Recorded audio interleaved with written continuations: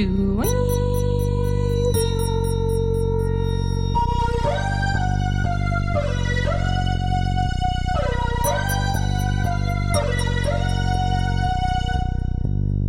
evening, ladies and gentlemen. Thank you very much for tuning in to this episode of Just Another Tinfoil Hat, copyrighted on the Paranormal UK Radio Network. I'm your host, Zelia Edgar. The aim of this show is to discuss all aspects of the paranormal, from the relatively mainstream to the downright bizarre, to pose questions and entertain ideas regarding every angle of the unexplained.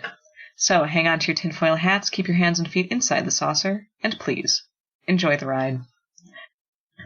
Tonight, I'm very pleased to introduce my guest. Steve Ware has been researching the unexplained for more than half a century.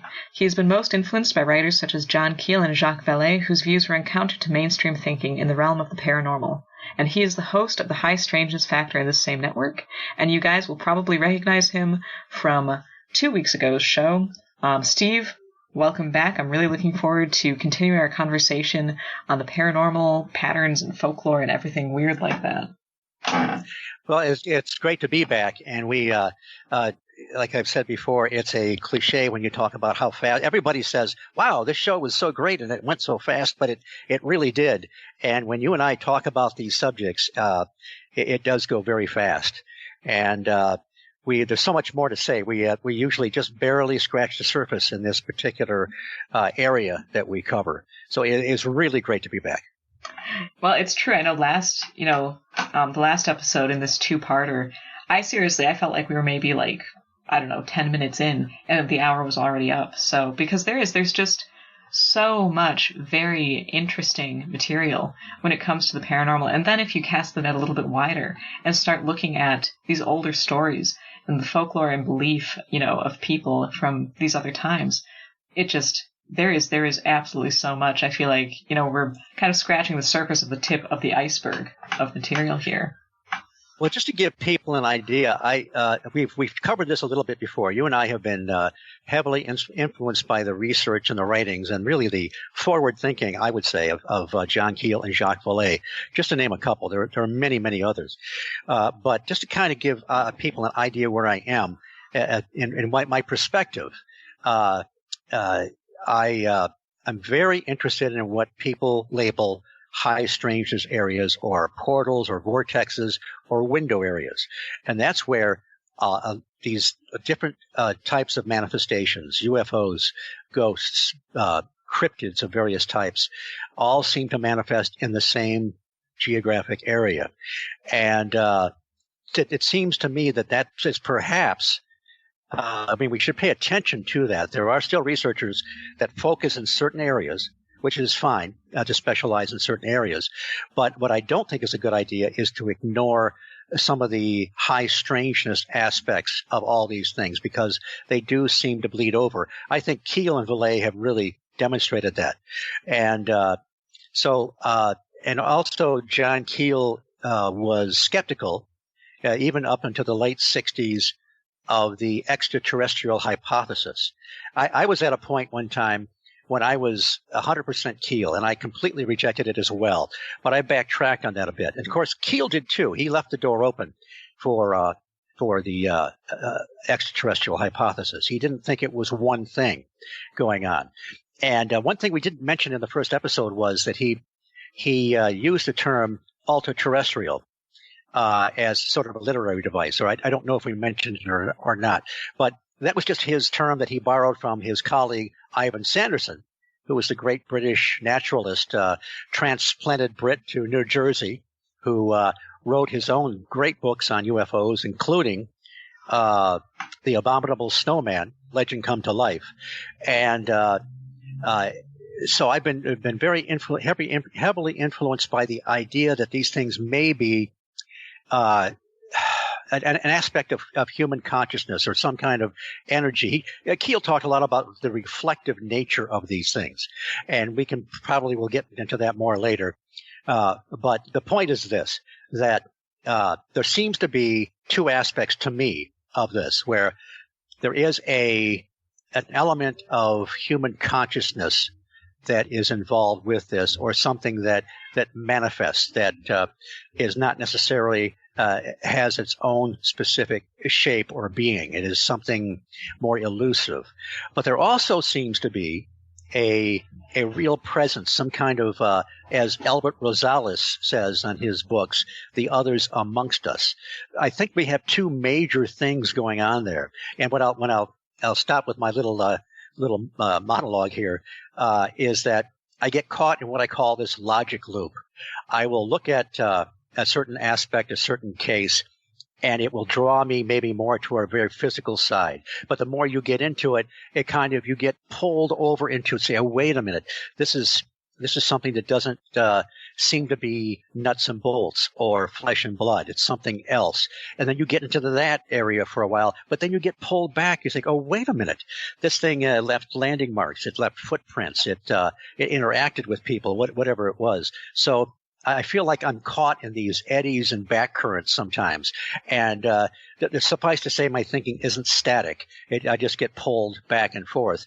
But like Keel, like Valet, like I think good researchers should do is I look at the reports and what people claim are happening to them and take it from there. I don't reject things they're saying because they don't quite fit with my idea or my paradigm at the moment.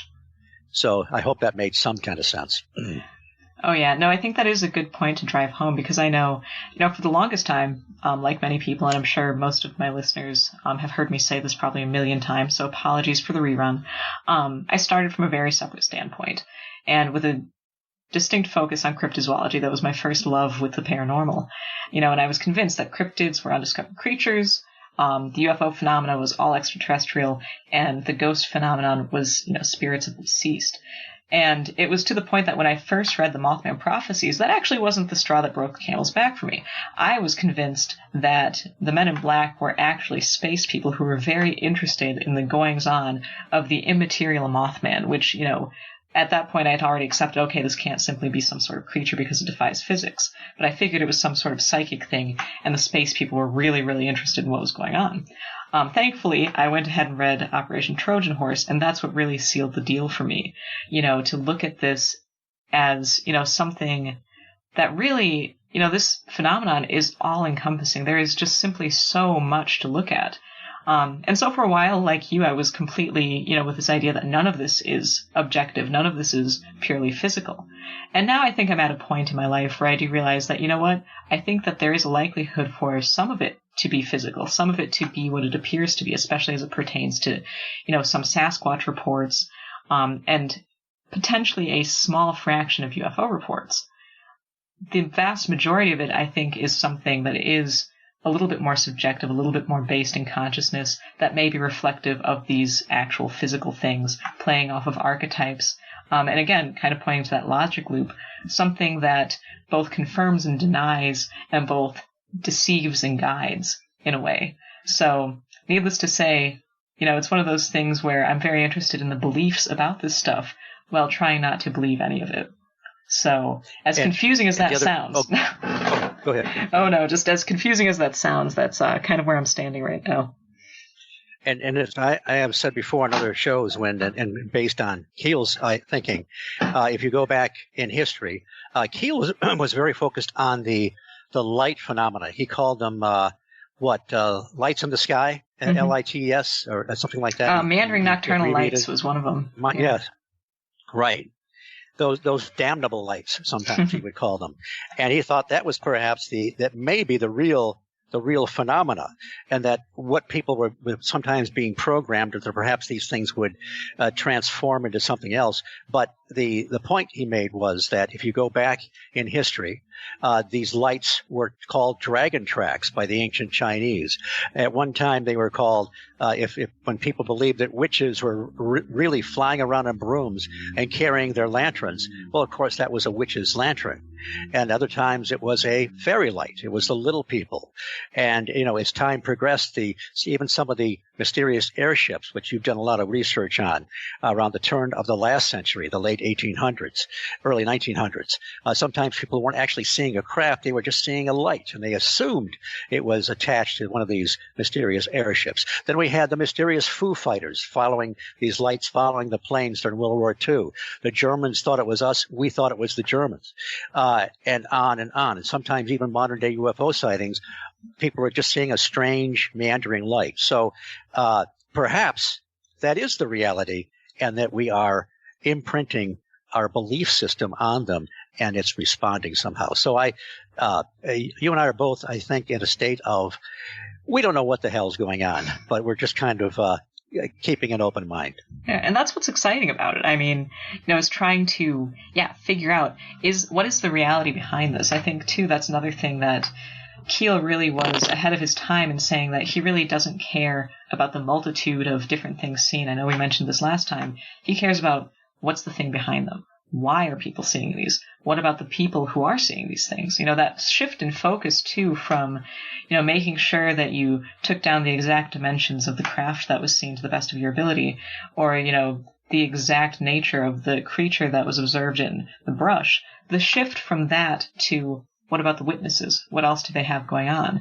I think is also a very important one that he was sure to nail down. That's an absolute key. And that helped me when I talk to people that have had some kind of an abduction experience, that if I didn't have that list of John Keel questions, I would not have found out that they were also experiencing strange electronic phenomena, ghostly phenomena, shadow people, seeing cryptids. I mean, these are people that had an abduction experience or saw a UFO. So he was the guy early on that recognized that these individuals were having so much going on, and not just that, but all throughout their lives as well. Yeah. Well, speaking of, light phenomena, and how it can kind of be many different things, it's interesting to me when people will, as you just mentioned, they'll see a light, and then it's almost like it becomes something. I know I've noticed that with current UFO reports, where someone reports a light, and then all of a sudden it's a craft. Or they see a light, and all of a sudden it's a ghostly figure apparition. And something I even noticed just recently is the black dog phenomenon. There are several reports, from really classic lore, where these people say that they see a flame, and then all of a sudden it is this spectral hound with glowing eyes. So that was kind of my neat little segue into something that I'm really excited to talk about, and that is the phenomenon of hellhounds, or black dogs. There have been, and they're animals, these kind, even the, we might even connect the large black cats, these odd-looking, out-of-place cats with that too, because there was and again, these high strangeness areas. I briefly mentioned the airship in 1897, Ohio. There was one. People saw these sightings making kind of a clockwise appearance around Ohio. At the same time, in Adams County, where the Serpent Mound is, they were seeing a Bigfoot-like creature, although they called it a wild man or a gorilla back in those days. And they also seeing a large, odd-looking black cat. The legs were I'm trying to think. I think they were too short, very much like the on the Skinwalker Ranch. Mm-hmm. They were also seeing these kind of hideous-looking, ugly dogs with odd length legs as well. So the dog, this call it the black shuck, call it the black spectral dog, or whatever, they seem to be inexorably linked with UFOs. Yeah, I know it's bizarre because when you talk about the weird proportions, I do remember reading through the reports from Skinwalker Ranch of some of these dogs, and they said that the head looked too big for its body. I've seen that with a few black cat reports, and then I was just reading an old classic black shuck case where they said that its head looked like a bucket, and it just, there was something not right about it. Which, again, these little details just kind of pop up every now and again, and are very that's strange. The same thing with the demonic lore and so forth. When the witches would contact the demons or whatever, and the Men in Black phenomena. Another thing is that there's something not quite right about them. Something didn't look right. They actually kind of captured that a little bit in the film The Mothman Prophecies. Although the film only captured little parts of the book. I remember the Woodrow Derenberger character. I forget what his name was in that. he talked about this stranger that came to the door, and there was something just not quite right about him. Well, it's the same thing, like you say, with these black dogs. Yeah, and on the flip side, too, it's bizarre because in many paranormal encounters, people can tell that there's something off about people. And it's weird to me how, like, the men in black and the black dogs and other phenomena like this, there's something, goofy looking about them that is kind of unsettling. And then on the opposite side of the fence, when you have, sightings of the fairy queen, sometimes people are like, she was unnaturally perfect. It's just this kind of weird juxtaposition where in equal but opposite directions, things are just slightly skewed. And the fairy queen, or whatever you want to call it, shows up in modern-day UFO reports, or at the very least a much taller entity, even a taller gray. Alan Godfrey, who was a police officer in Todmorden, England in 1980, he had actually early on, he encountered a dead body in the train yard, which had its disappearance was very similar to the missing 411 David Paulides books but I guess we don't have time to get into that. But so the point is that he had this bizarre experience ahead of time and investigated as a police officer. Several months later, he saw a UFO, had a missing time experience, and he finally under regressive hypnosis, there were the little short guy, kind of ugly guys, kind of implied that they might be grays. I'm not sure. He didn't want to look at them; they were so kind of hideous. But there was a tall, not a fairy queen, but a tall gentleman in robes that it was almost biblical as part of this. A lady I talked to had a encounter with grays. She had the classic examination, and off to her right, just out of sight, was this almost angelic fairy queen-like character. But what I wanted to get to with Alan Godfrey is that now here, it seems like this has everything with it. It has displaced cattle too, which is another thing maybe we can get into later. But that's what brought him out there. These cows ended up where they weren't supposed to be, and they ended up in behind an iron fence, and they don't know how they even got there. But so he's out there. He has the missing time. He captures undergoes regressive hypnosis, has the classic alien abduction, the medical exam that he didn't ask for. And at one point, now he's under hypnosis, and he's describing the inside of this craft, and he stops and he says, "There's a bloody dog in here." And he says, "And it's hideous." And it turned out there was a large black dog about the size of a German Shepherd inside this, what is supposed to be a spacecraft. Now, how the heck? And I had him on my show several months ago, and he just had no, again, this is not something he consciously made up. Perhaps, the idea of regressive hypnosis is controversial and doesn't mean, and he's very objective about it. He said, "Look, I don't remember any of these things consciously, but it's what came out under hypnosis. So I take it with a grain of salt." And I've had other people tell me that have had these experiences. But Zelia, what the hell is a dog doing in a nuts and bolts spacecraft? That resembles the spectral black shuck of British folklore. Well, and there's this fantastic case that I read in, I think it was Webb's 1972 Year of the Humanoids. And there was this fantastic account from down south somewhere. I want to say it was Georgia, but I might be wrong on that. It was Charleston, I think. Okay, yeah. I believe it was the Laurel Grove Cemetery, if I recall correctly. That's right. And this UFO was spotted over a cemetery, and out of this UFO comes a pack of black dogs. I mean, talk about just juxtaposition there. You have, a cemetery, which classically is very associated with the black shucker church groom phenomenon. But then all of a sudden they're coming out of a UFO. It's just, I don't quite know what to make of it. It is bizarre. Yeah. And I'm going to drop a name here. I actually met David Webb. And when the book came out, it was at the 1976 MUFON Symposium. Holy and again, smokes. Forgive me, people that have listened to other shows to me. That's one of my big events was to see Dr. J. Allen Hynek there. This was in Ann Arbor, Michigan. It was 10 years after the swamp gas, in quotes, swamp gas sightings, where he was, Hynek was still attached to Project Blue Book and was sort of had to be in the role of a debunker. Later on, he became one of the good guys, as John Keel writes in the Mothman Prophecies, and he started the Center for UFO Studies in Evanston, Illinois.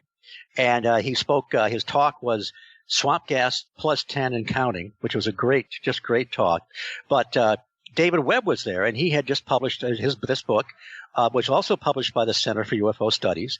And I had a private conversation with him, and I was this guy annoying so many people at that conference because, as you and I joke a lot about, is I was preaching from the Church of John Keel, and these guys didn't want to hear anything about the paranormal or any of the weird stuff. These were alien entities from other planets that were collecting soil samples and checking us out, and here to help mankind, maybe. So, but I was talking to David Webb, and I said, well, I really appreciate the work that John Keel's done. And he says, well, I think we all appreciate John Keel. And I'm going, yes, David Webb is a John Keel fan. So that was gratifying. Yeah, so that's my name dropping there for the show. Man, that is fantastic. I should have guessed that he would have been, fine with Keel from The Year of the Humanoids, because that is one honestly very trippy read. When it deals with all of these different encounters with these bizarre entities, because I know he covered Pascagoula in there as well, and discussed how there was a sighting. A 3-year-old or 4-year-old nearby had played with some old gray wrinkly monster in his backyard. And then in Amro, Wisconsin, around that time, there was a bedroom invasion by these other kind of grayish entities that weren't quite, and this is the thing, all these things kind of tend to, we see like trends with what people experience, but there's always these little variations, because I know the Amro creatures were slightly different. They kind of retained like the wrinkly gray skin, but I think they were like taller and a little bit more humanoid looking, so it's almost like there's a central idea or central concept that happens when there's a big sighting like Pascagoula, and then it just kind of spreads out into these different variations. And a couple things about that. It's one of these references that I haven't found yet, but I read it was a month before Pascagoula. There was a woman in Minnesota, maybe Missouri. I know they're different states, so it wasn't the same state. But she had kind of a bedroom invader. This apparition came through her bedroom, kind of just floated through and took off. It was the spitting image of a classic Pascagoula alien that Hickson and Parker saw. But this is a month before, and it's not apparently was not a solid entity. So that's interesting. But also, I know that Calvin Parker is out on the sort of the lecture circuit these days. Mm-hmm. He was the younger man that kept quiet for years, but Charles Hickson was a repeater. Yeah. This wasn't his only experience he had. It was Ray Stanford, who's another guy I saw speak at that symposium. I just dropped another name. Classic UFO investigator for decades. He contacted him. He found out Charles Hickson was out hunting one time, and everything got very quiet, like the Oz factor that Jenny Randall's coined. And he saw a UFO go across the sky. So what Ray Stanford did, he went with Charles Hickson. They went to that pier 1 year after the incident, wondering if it would repeat, and of course it didn't. But Stanford had another idea. Stanford had this place down in Texas called it was Project Starlight International, which he spoke at about at the 1976 symposium. He essentially built what was a kind of a UFO landing pod or platform to pull in the UFOs. What sounds funny, but he was getting all kinds of great footage of anomalous craft or lights or whatever as a result. Well, he went down there with Charles Hickson, believing that Hickson was a focal point for some of this stuff, and they were out doing a sky watch, and sure enough, this classic UFO shows up. And Stanford thinks it was probably because of the connection with Hickson. And so Hickson kind of looks at it and just kind of takes it all in, and he says, well, how about that? He just kind of took it all in stride. So it's very interesting. That kind of goes along with Keel again, that certain people are tuned in somehow. They call it the super spectrum, call it that they're latent psychic ability that have these repeat events.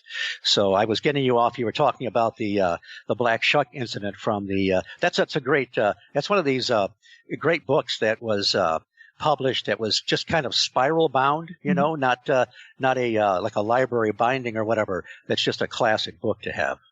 Oh yeah. Well, and I know that particular account is just, it seems so weird, but I know that there's a precedent in folklore for whole packs of black dogs to typically come out of hillsides, or these underground caverns. That's come up a few different times.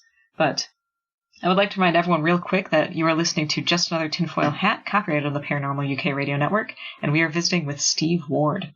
But yeah, no, so, and then too, to take it even further, the black dogs which appeared at Skinwalker Ranch, that's a place too that has, that was just hotspot central for so many different types of paranormal activity.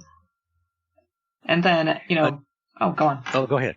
No, moving backward, too, something that I wasn't aware of until just recently, there's a history of the fairy dog, which sometimes I know I'm reading the fairy faith in Celtic countries, and, he talks about how there's a little white dog which appears in someone's house prior to the company arriving. The whole family drops everything and starts getting ready for it. Or there's a black dog with a white necklace which appeared on a particular rocky knoll in Ireland every now and again. And so, too, you kind of have this very nearly identical figure appearing constantly and consistently throughout so many different types of folklore. There's another incident, very, very little detail on this, but there, 1963 in South Africa, there were two men driving along a road south of Johannesburg, South Africa, and a large, strange dog-like animal runs out in front of them, stops, and then takes off. And they think that's weird. But then all of a sudden, this UFO cruises overhead. Now, there may not be any connection, but it's kind of strange enough that this sort of out-of-place large black dog shows up, and then one of these anomalous lights shows up at the same time. Huh. Another, again, you wonder, we talk about these connections and these patterns and these parallels, and every once in a while, and I stop and I think, well, why? What does it mean? And that's where it's very difficult to come up with certain answers. I guess, maybe buried within us are certain archetypes, and as to why they manifest or to why they surface at different times, I don't really have an answer. But you notice there are, even though we have that specific variation in things of the way entities look or dress or the craft or whatever, still people are experiencing certain things. They experience strange lights or craft in the sky. They experience strange creatures. They experience certain kinds of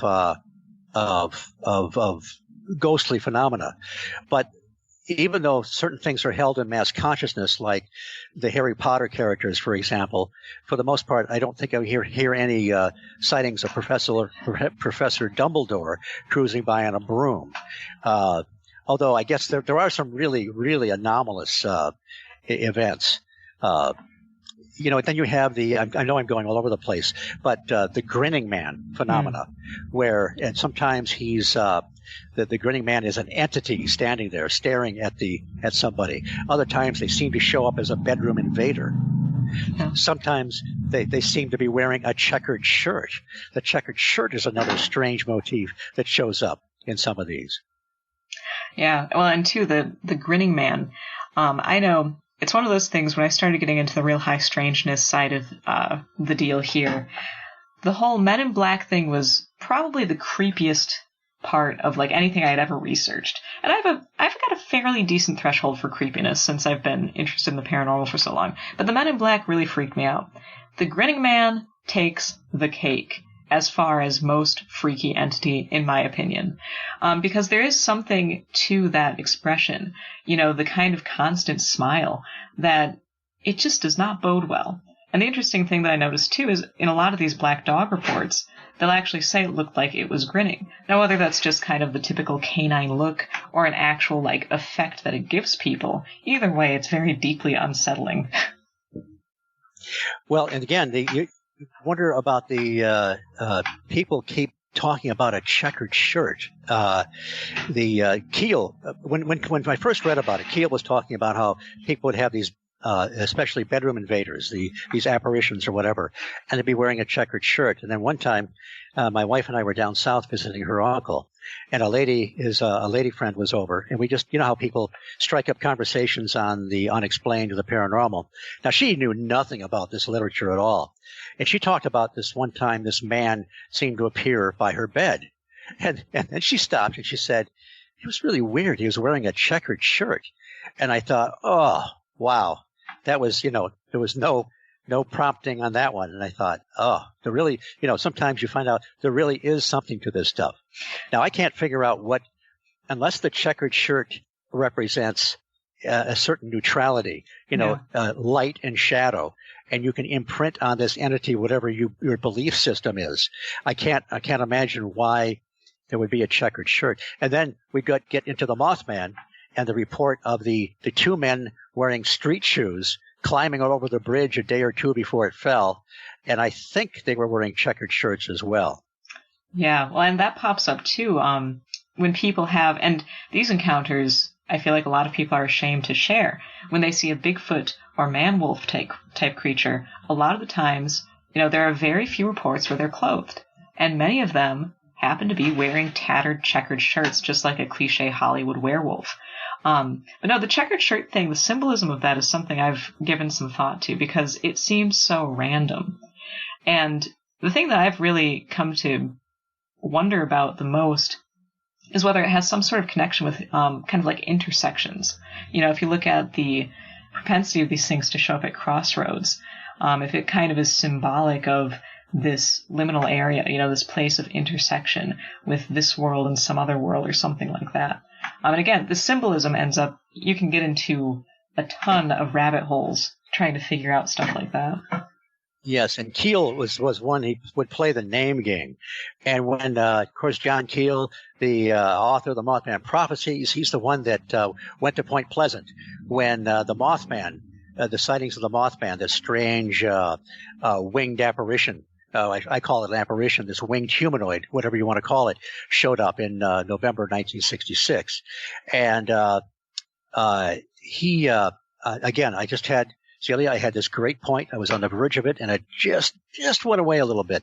But he, and also you mentioned before, we mentioned briefly before about how the Mothman probably was not a biological entity because it defied physics so much. It was so tall, the wingspan probably wasn't big enough to carry something like that. It didn't always flap its wings and so forth.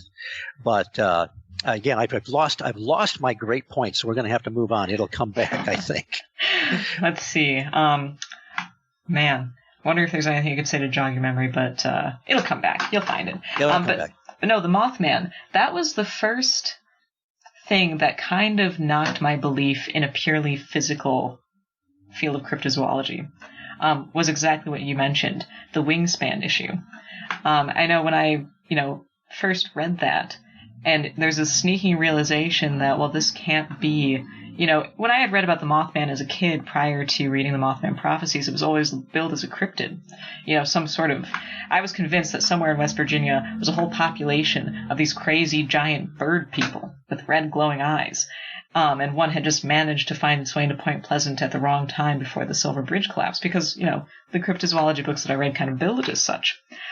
And then reading that and really kind of having that piece fit in, there's just this dawning realization that it is not what it should be, if that makes sense. And you even had Connie Carpenter, as people from reading the literature know, that sometimes close proximity of a craft or whatever, a bright, strange craft in the sky will cause eye burn or conjunctivitis. And Connie Carpenter, who was one of the original witnesses, saw this thing by the Mason County Golf Course take off. She had that same kind of phenomena. That's one of the only times I've ever heard, that Keel had ever heard, of someone that had seen a strange cryptid receiving the same kind of malady that people would contract, that he did himself with a close proximity of a UFO. So another kind of indication that, that this creature was not all it would seem to be. Yeah. Man, well, I am actually going to backtrack quite a bit back to Skinwalker Ranch and the intersections with fairy lore. But it was an old fairy story about how someone saw this member of the good people, a woman, a beautiful woman, walk up to a cow in a field, touch it, and within days it was dead. And, it's just interesting because I feel like the cattle mutilation thing is an accepted part now of our UFO lore. Gosh, now I lost my point. It was something with Skinwalker Ranch. We're just, that's because we're just so intelligent and so full of great thoughts that it's hard to focus. Well, on that, you keep searching for your thought there. Mm-hmm. There's another parallel or a pattern that shows up in these things, and there's another incident on the Skinwalker Ranch where these prize bulls, the Shermans were high-end cattle ranchers, and they had, I think, 5 of these great Angus bulls penned up.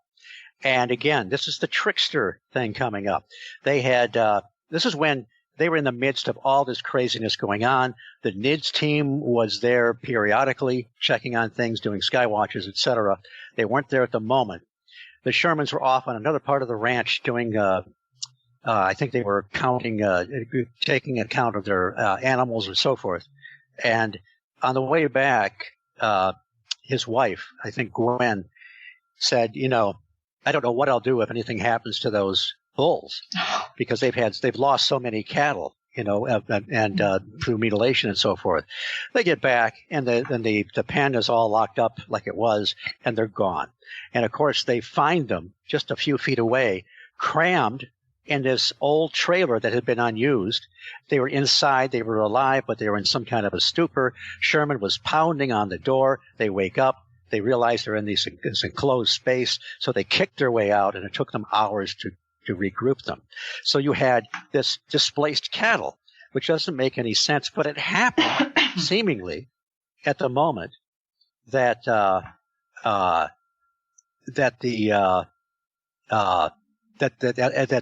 his wife said, if something happens to these cattle, I don't know what I'll do. Almost like somebody heard them.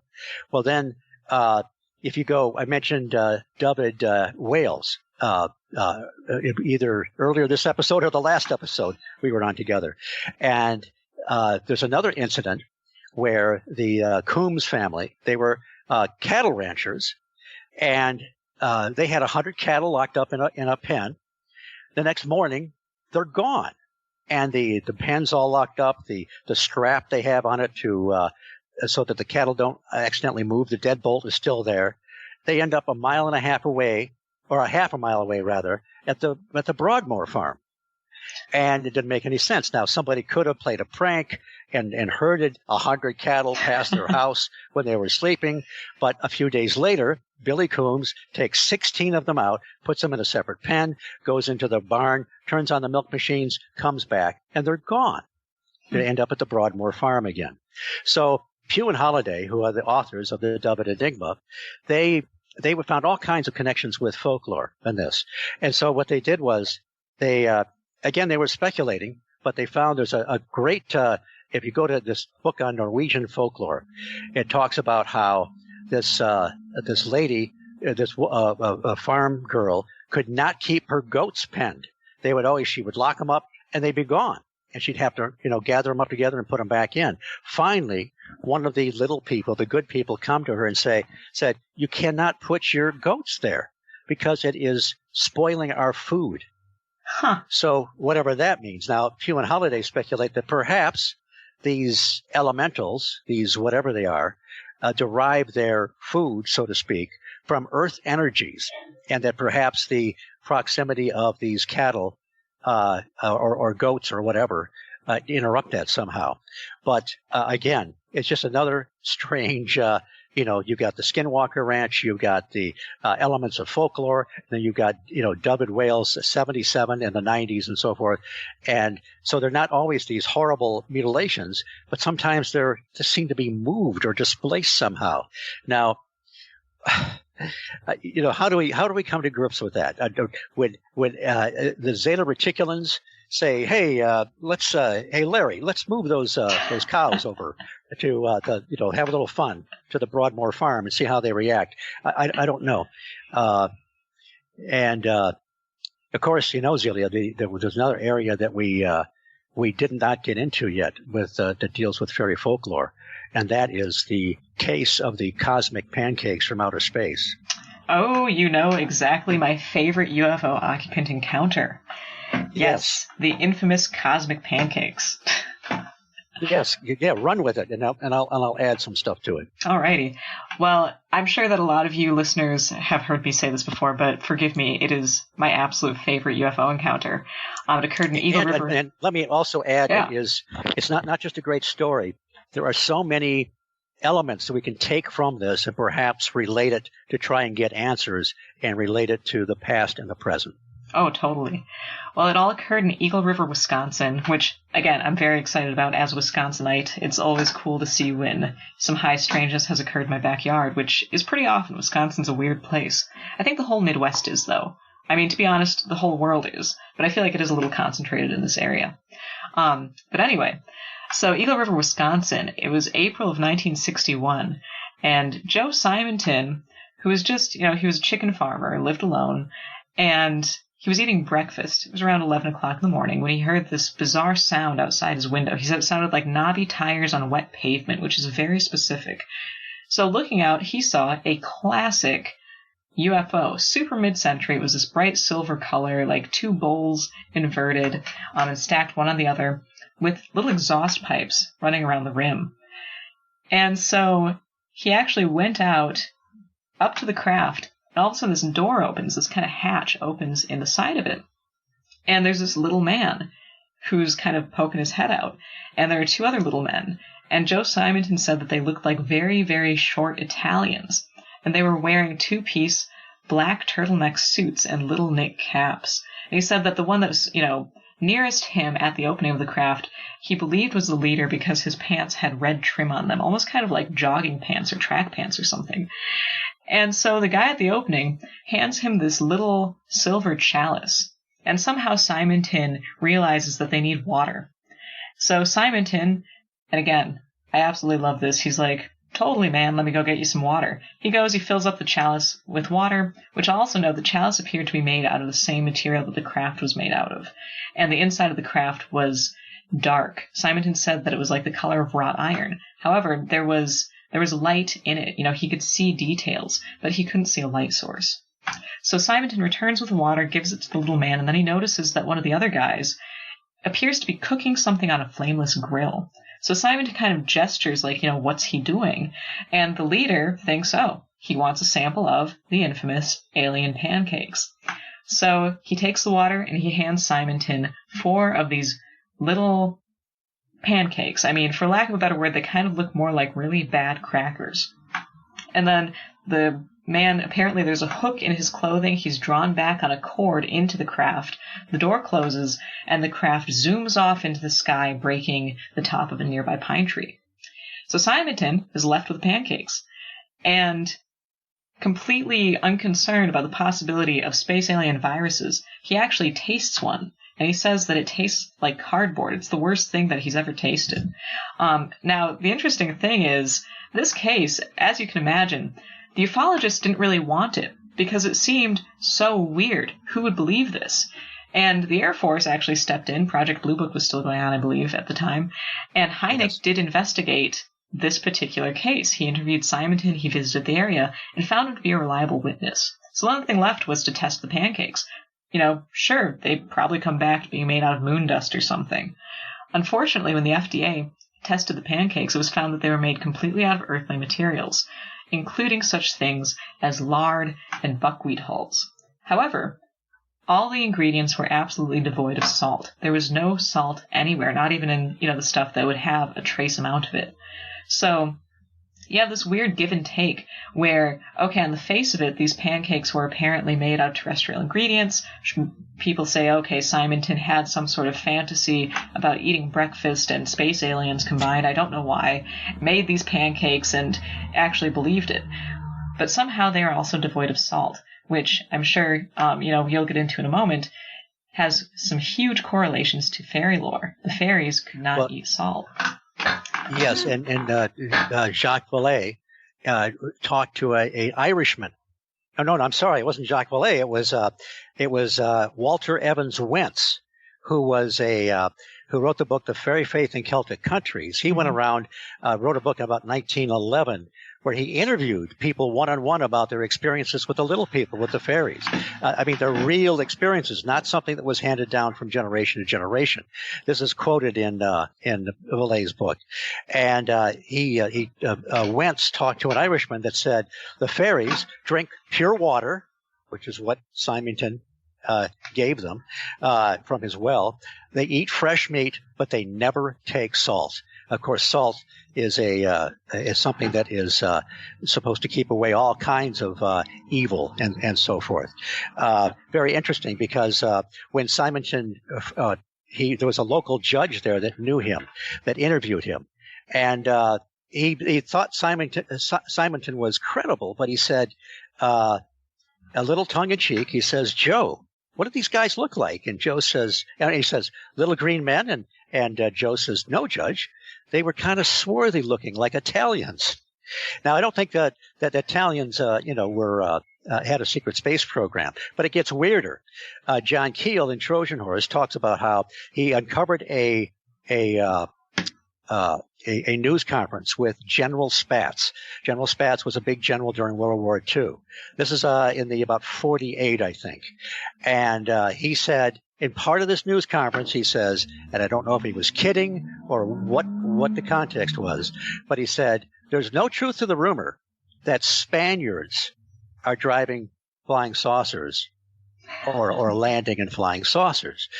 Keel was also getting these reports from time to time of people that would see entities aboard the UFOs. This is before the Greys showed up, and they looked the way people described them was a little bit unsophisticated. They would say things like, well, they're kind of dark European types, or they look like they might be from Europe or whatever. So, again, not politically correct and not terribly correct anyway. But so there were these beings that all seem to be similar. You can also carry this over into some of the Men in Black lore, because some of the Men in Black looked a little bit like this. In fact, to stay on that for just a moment, Keel carried a series of photographs around with him of different ethnic groups, because he wanted to try and get a grip on what people were seeing.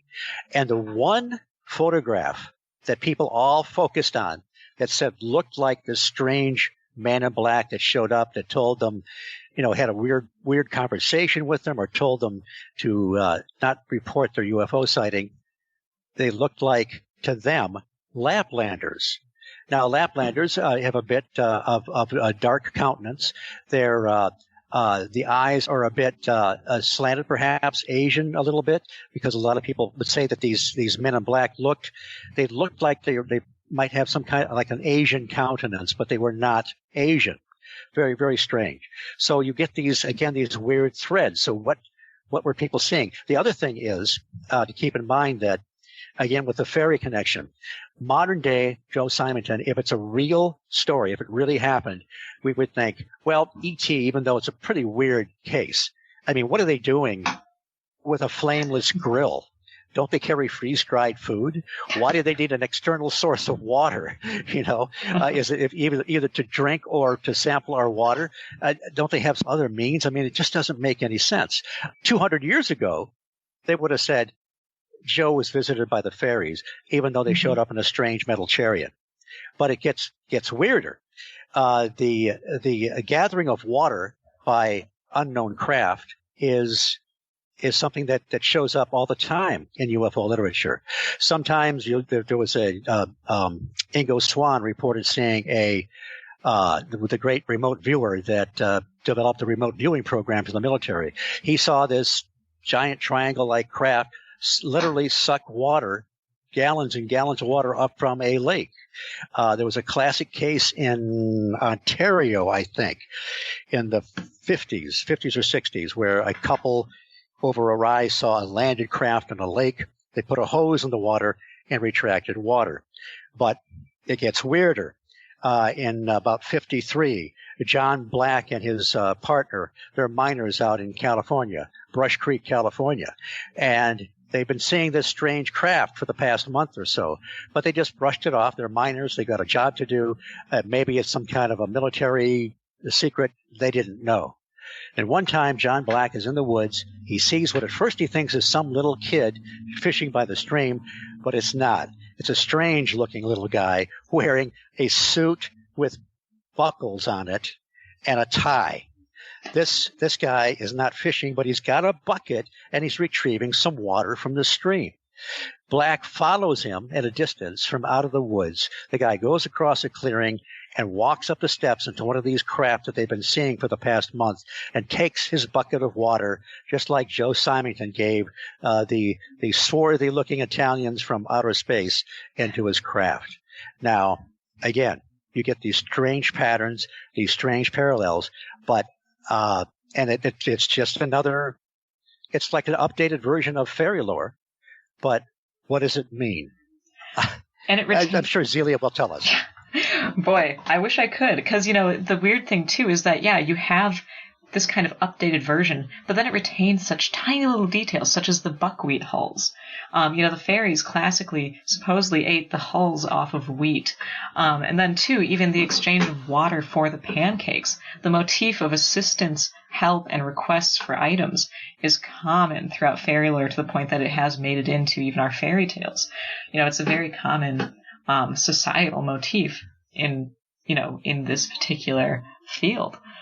And even the gathering of water, too, again, there was this great account from the infamous airship flap of 1896-97, where these men on horseback came upon this landed airship and its crew, and they were gathering rainwater in buckets.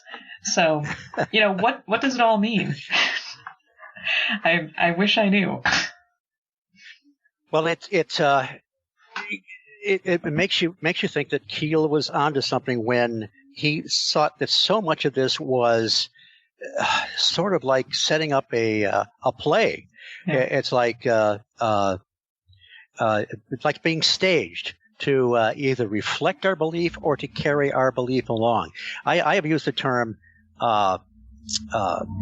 for these high strangeness areas, like in Pennsylvania, when people were seeing this strange-looking dome-like craft that disappear, these strange-looking Bigfoots with green glowing eyes, and the guy afterwards that had witnessed this seemed like he was possessed for a while. This guy was stomping his feet in the field and growling.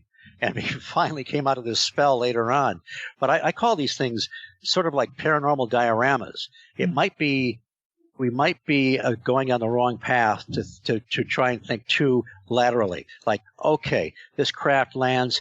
They let out these Bigfoots for whatever reason, and it may be something more. I don't know, that the whole thing, the whole incident, may be a sort of a manifestation of whatever the actual source is, and we might be confusing the issue by trying to because I've had so many people say to me, well, does that mean that these aliens are dropping off these Bigfoots? Well, maybe they are, but that may not quite be the answer to what we're looking for. It may not explain the high strangeness aspect of it. Yeah, I think that is a very dangerous way of thinking, is to think that you can explain one unknown with another. Because I know a lot of people that hear, fairy lore and UFO lore is connected, so the fairies are extraterrestrials. Right. Not at all. And again, I've said this a million times, I always imagine, 100 or 200 years from now, and, what are they going to be calling the things seen in the sky and the entities that come from them? And, what are they going to be calling them then when they're laughing at us for calling them extraterrestrials? Right, and enough can't be said of the. We've already talked about Joe Symington and the absurdity of it, cooking on a flameless grill in a small, tiny scout ship or whatever it was. I hope it wasn't the ship they came from Zeta Reticuli in, because that would have been a bit cramped. All the absurd factor. There's a case in Cisco Grove, California, which was probably in the 50s, where the hunter, a bow hunter, got lost, separated from his men. He's up in a tree, and he sees this giant craft, and another craft comes out of it, and these two little aliens, sort of like Greys, they're trying to climb up this tree to get him, but they're having a hard time climbing. But then they also send out this like a robot kind of a thing. I don't know if you're familiar with this particular case, but they finally, the people, it was one of these things that was written up in the old Coral Lorenzen, Jim and Coral Lorenzen books, like UFO Occupants. But finally, the Ruben Uriarte, I think, was one of the guys that wrote the book called The Cisco Grove Encounter. And so this robot thing, that's like they send this robot thing out, and this guy's up on the branch of a tree, and its head kind of goes back, and this mist comes up, and it makes him nauseous and almost gonna pass out. So he actually straps himself to the branch with a belt so he doesn't fall off. Because what they're trying to do is get him to fall out of the tree, apparently, so they can take him away. But these are, while they're high tech enough to have this little robot-like thing that has this noxious gas, they can't seem to find any other way to retrieve this guy out of the tree with all their high technology. Again, it's crazy. It doesn't make any sense. But when you hear these people talk about their encounter, it sounds like they had a real encounter. Again, it's not just the high strangeness, it's the high absurdity factor that doesn't seem to make any sense and really, really makes it hard to try and figure out what's going on. Oh, absolutely. And back to Joe Simonton, another absurd, I think is an absurd factor, exhaust pipes. On a craft. He's got these little exhaust pipes. It's not the only case where people have talked about exhaust pipes. So it's almost like, who was it? Dr. Donald Ormond, who F.W. Holliday worked with. F.W. Holliday, who was the author of co-author of the Dubbed Enigma, also wrote great books that maybe we can talk about another time on the Loch Ness Monster, also kind of indicating that Loch Ness was some kind of an apparition. But anyway, Dr. Donald Ormond, who was hell-bent on exorcising the demon of Loch Ness out of the loch, called these creatures or whatever, part of the Phantom Menagerie. Well, that's not a bad name, I think, because we might also include what we think of as nuts and bolts craft and so forth as part of that, because there's so many things that don't seem to make logical sense. And it's almost like some of this stuff is coming out of our nightmares, or even let me give the analogy of the classic film Forbidden Planet from the 50s, a great science fiction film. But the MacGuffin was they find this ancient race that's extinct. They found a way to transmute thoughts into things, to actually create matter out of their thoughts with these great advanced this great advanced technology. And they actually destroyed themselves because what they forgot was the monsters or the creatures from the id, that is the ID, that is, very Freudian, and the dark side of the subconscious. So they destroyed themselves with monsters from their own id, and the heroes almost get destroyed by an id monster by the end of the film. Some of this stuff, when we've talked about the absurdness of the aspects of the Skinwalker Ranch, the dubbed whales, the encounter with Joe Symington, it's almost like it's coming out of our dreams. Yeah. Dreams don't make any sense. Dreams go on forever. They meander. They have, you'll go to your own neighborhood, and your house doesn't look right. It's very, so much of this is very dreamlike. and does seem to be connected with human consciousness. So, I mean, there's so much more to say about that. There are patterns that John Keel discovered with the what he called the silent contactee phenomena, which I don't think we have time to get into. But so much of this seems to be so much of the people that he dealt with when he described the Mothman prophecies were having truly bizarre experiences that just didn't make any sense. They were involved in this high surge factor, which I guess for me makes me think that much of this is probably interfacing somehow with human consciousness. Yeah. Well, and I think too, one final thought, because I know, again, we are nearly done with this hour, which is just crazy. I think that a lot of hardcore paranormal researchers, when they hear interfacing with human consciousness, or possibly we are responsible for the manifestation of these things, they think it somehow devalues the phenomenon itself.